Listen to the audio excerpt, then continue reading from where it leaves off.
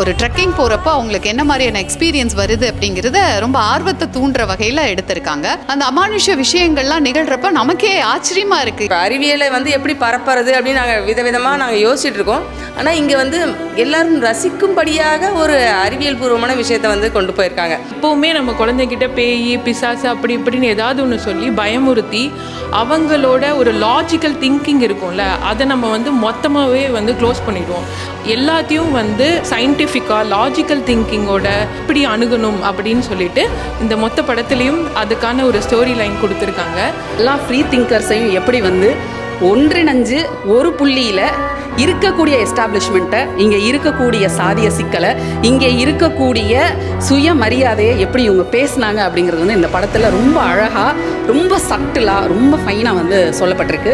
சமூகத்தில் கட்டப்பட்டிருக்கிற அனைத்து விதமான மூட நம்பிக்கைகளும் பெண்கள் கிட்ட தான் அதை அரங்கேற்றம் செய்கிறாங்க. இங்கே ஒரு பெண் கேள்வி கேட்டு ஏன் எதுக்கு எப்படின்ற கேள்வி கேட்டு அடுத்தடுத்த நகர்ற அந்த காட்சி எனக்கு ரொம்ப பிடிச்சமானதாக இருந்தது.